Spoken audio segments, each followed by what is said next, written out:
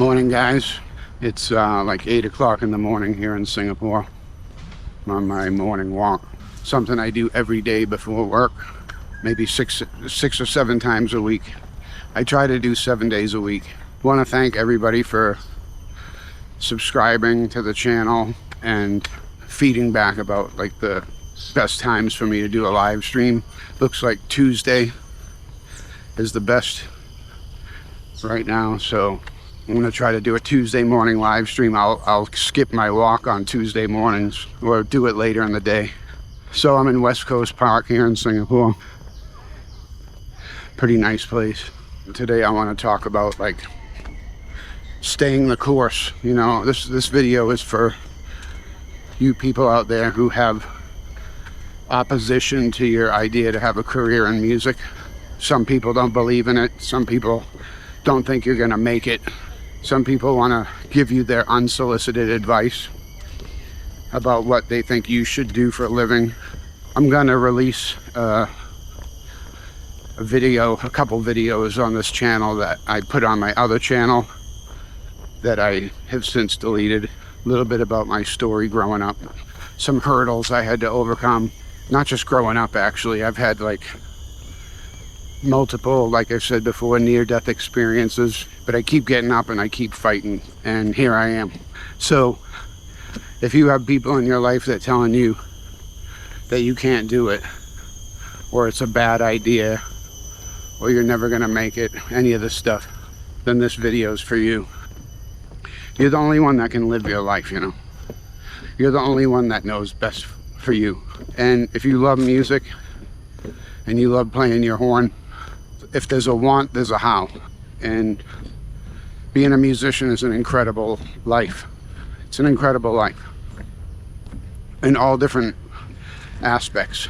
Teaching, performing, traveling, especially now with the way things are in the world. You know, there's so much drama that oftentimes I feel like guilty sitting on a beautiful stage in a beautiful concert hall listening to this like angelic music. Well, there's so much violence and hostility and horrible shit going on in the world.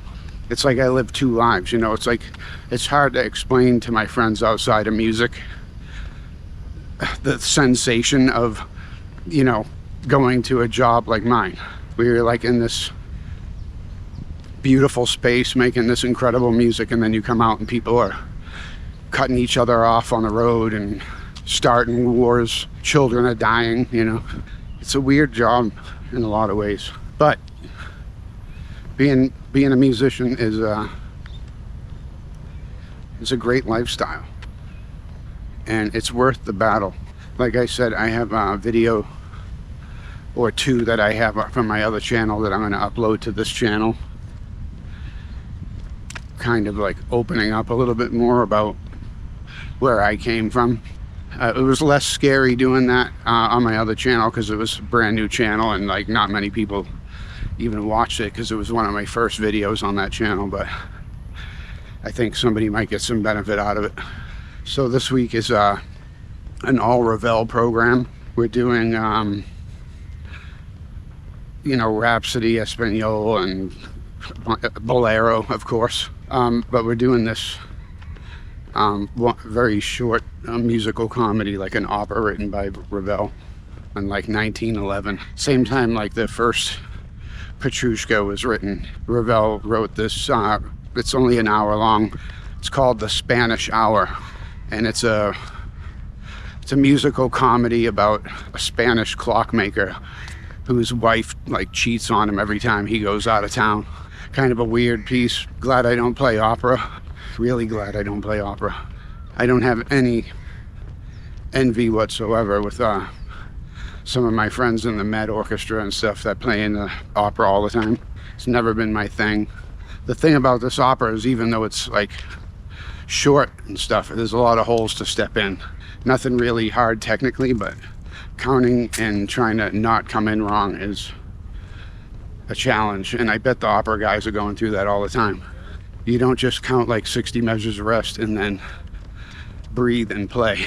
You got to time everything with singers. Anyway, guys, so I'm gonna release some videos coming up from my other channel, like I said, and I'm gonna probably take my camera in the park with me once a week like this and kind of discuss topics that you guys feed back to me that you would like me to cover. You know, questions about living abroad, just any other questions. I can't do a trumpet technique video while I'm walking through the park, but I'm gonna take my camera and hopefully make like one video a week out here instead of streaming US news and getting depressed.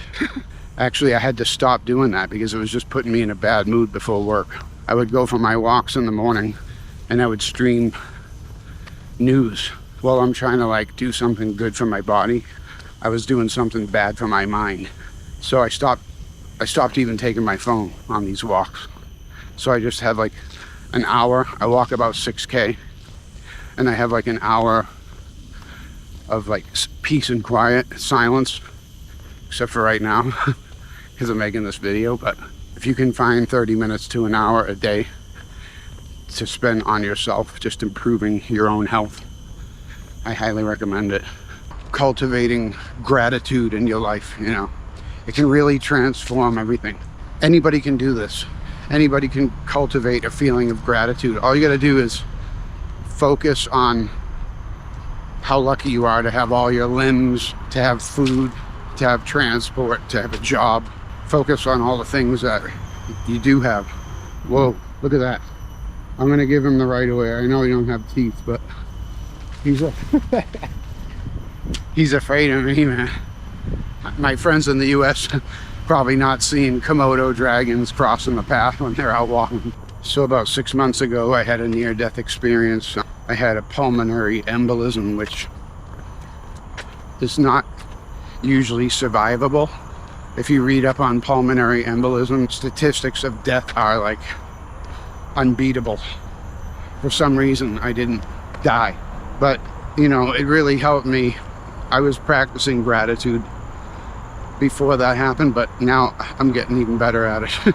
Another day above ground is a really good thing, right?